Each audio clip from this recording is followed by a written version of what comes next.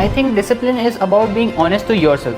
Whatever you have decided, the particular chapter, the particular topic you need to cover on that day, you do it by today itself, by hook or by crook.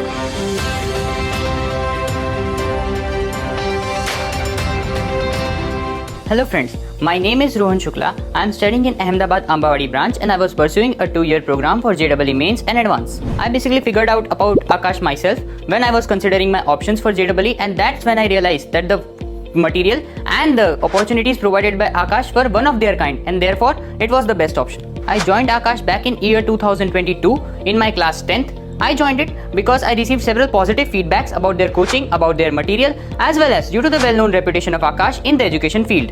My preparation strategy basically included solving all the assignments as well as homeworks given by my faculties. And the crucial advice I received from those is that solving all the tests, considering the tests very serious, because those are your real reflection of how will you perform in time constraint as well as in real exam time. So solving tests is the major part of my strategy. I did go through a low phase while I was in the back end of my 12th and 11th. At that time, I was facing difficulty to manage my theory as well as my tests. That is when I sought advice from my faculties, and they advised me to focus on test rather than theory, because that is how you would learn to apply the theory rather than just memorizing them. Apart from clearing my doubts and my concepts, which they were excellent at, the plus point was that they were quite easily reachable.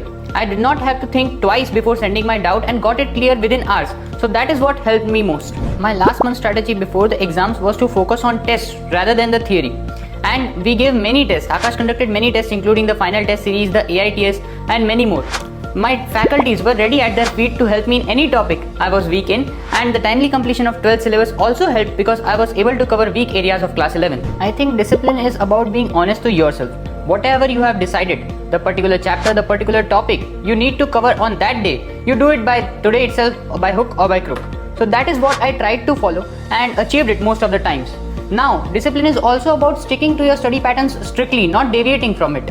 So that is what plays a major role. My favorite pastime was to play chess online. That is how I relaxed myself and enhanced my focus so that I could study more properly when I sat next. Life में दोस्त भी दो तरीके के होते हैं. एक जो अच्छे दोस्त, जो एक हेल्दी एनवायरनमेंट आपके आसपास क्रिएट करे, जो आपको मोटिवेट करे, जो आपको समझे और कभी कभी आपके साथ आपके डाउट सॉल्व करे और ये सब. और एक सेकंड तरह के दोस्त होते हैं जो आपके आजू बाजू एक नेगेटिव एनवायरनमेंट क्रिएट करते हैं, आपको डीमोटिवेट करते हैं, आपको कभी एनकरेज नहीं करते. तो उन दोस्तों से हमें दूर रहना चाहिए, क्योंकि फाइनली हमारी चॉइस है कि हम कैसा सर्कल अपने आजू बाजू बनाना चाहते हैं. और ये चॉइस हमें बहुत सोच के करनी पड़ती है, क्योंकि यही चॉइस हमारी मेंटालिटी को इफेक्ट करती है, जो एग्जाम आते आते बहुत क्रूशियल हो जाता है. सेल्फ स्टडी के बेनिफिट्स जैसे कहें तो सेल्फ स्टडी के बेनिफिट्स होते हैं कि आप एक कूल एनवायरनमेंट में पढ़ सकते हैं, जहां आपको खुद को डेवलप करना होता है, जहां आप खुद वो क्वेश्चन सॉल्व करते हैं, कोई आपको हेल्प करने नहीं आएगा. तो वो बेसिकली एक चैलेंजिंग एनवायरनमेंट होता है जहां यू कैन चैलेंज योरसेल्फ. और दूसरा होता है ग्रुप स्टडी. ग्रुप स्टडी के बेनिफिट्स होते हैं कि एक आइडियाज शेयर होते हैं. अब जैसे मैं नाक ऐसे पकड़ूं या ऐसे पकड़ूं, उसमें डिफरेंस तो आएगा ही. तो उसी तरह अगर कोई ग्रुप में मुझे बताए कि इस क्वेश्चन में एक पाथ ऐसे भी जाने का और एक पाथ ऐसे भी जाने का है, तो मैं खुद वो थॉट्स डेवलप कर सकता हूँ कि हाँ, इस क्वेश्चन को इतने तरीके से सोचा जा सकता था. तो वो, और साथ ही एक फेमस कहावत है कि विद्या बांटने से बढ़ती है. तो ये सब लागू हो सकता है अगर आपका ग्रुप अच्छा हो और अगर आप उसको अपने बेनिफिट के लिए यूज करते हो. एक्चुअली मैंने कभी मेंस और एडवांस पर अलग लिया नहीं. मेरा फोकस ये था कि जो भी पढ़ाया जाए मैं उसको अच्छे से सीखूं, उसको अच्छे से अप्लाई करना सीखूं, उसके अच्छे से क्वेश्चंस लगाऊं. मेरा फोकस ये नहीं था कि मैं कौन से लेवल के एग्जाम की तैयारी कर रहा हूँ, कौन से लेवल के क्वेश्चंस की तैयारी कर रहा हूँ. मेरा फोकस ज्यादा ये था कि क्या मैं उन कॉन्सेप्ट्स को अच्छे से समझा और क्या मैंने उन कॉन्सेप्ट्स को अच्छे से अप्लाई करना सीखा है या नहीं. क्योंकि एक बार वो आ जाए तो उसके बाद आपके सामने कोई भी लेवल ऑफ डिफिकल्टी आ जाए, आप उसको अच्छे से क्लियर कर सकते हैं. मेरी स्लीपिंग हैबिट्स थी कि मैं हमेशा लेट नाइट पढ़ना ज़्यादा प्रेफर करता था, लेकिन मैं ये भी एडवाइस करना चाहूँगा कि आप एग्जाम से पहले अपनी स्लीपिंग हैबिट्स मत बदलिए. अगर आप लेट नाइट पढ़ते हैं तो लेट नाइट उतना ही पढ़िए, अपनी लिमिट्स को पुश मत करिए, खासकर एग्जाम से पहले. क्योंकि हाँ, नीड के हिसाब से मेरी स्लीप पैटर्न्स वेरी तो होती थी. अगर कोई डिफिकल्ट टॉपिक चल रहा है तो मैं कम स्लीप लूंगा, कोई अच्छा टॉपिक चल रहा है तो मैं 6-7 आवर्स की इजीली स्लीप लूंगा. लेकिन होता क्या है कि अब जैसे एक बार मैंने किया था, 3 दिन थे मेरे पास एग्जाम से पहले और मैं तीनों दिन लेट नाइट जागा और चौथे दिन मेरा पेपर इतना खराब गया था कि मैं बता नहीं सकता. तो मेरा टेक यही था उस सिचुएशन से कि कभी भी अपने आप को लिमिट्स तक पुश करना अच्छी बात है, लेकिन एग्जाम से पहले जब आप एक ऐसे माहौल में हो, जब आप खुद ही एक हैपोजेट सिचुएशन में हो, जब आपको पता नहीं क्या करना है, उसमें आप और पुश करोगे तो उल्टा आप अपना स्ट्रेस बढ़ाओगे और कुछ नहीं करोगे.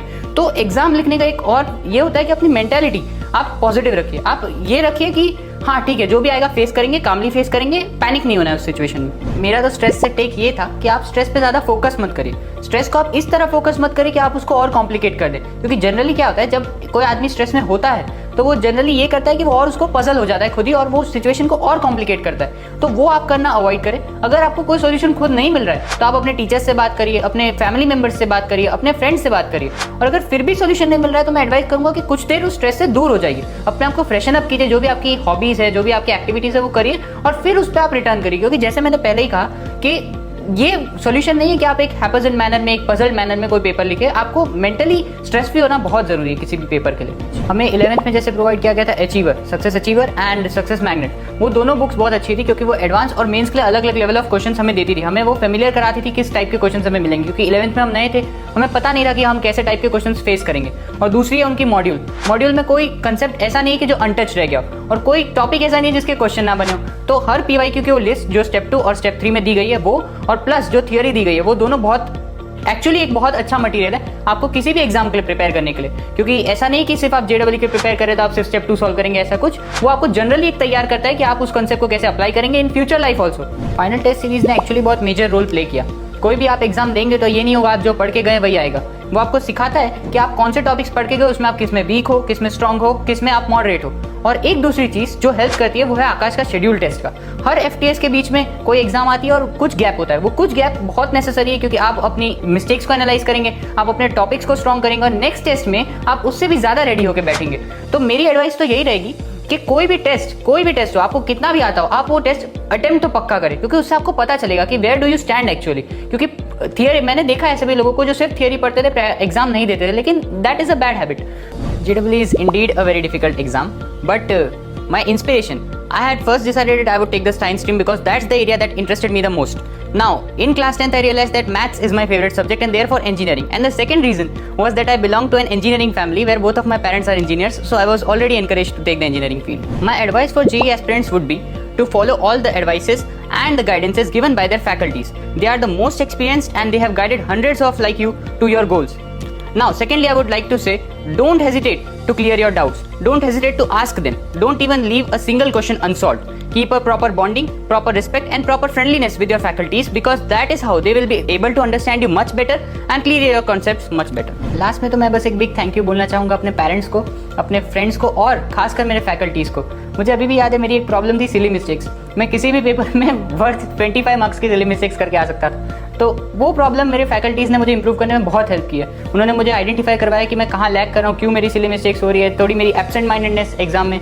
तो उन सबको इन्होंने इंप्रूव करने में बहुत हेल्प करी। तो मैं उस सबके लिए फैकल्टीज़ को थैंक यू बोलना चाहूँगा कि आपने 2 साल की इस जर्नी में मेरा इतना सपोर्ट किया। Thank you.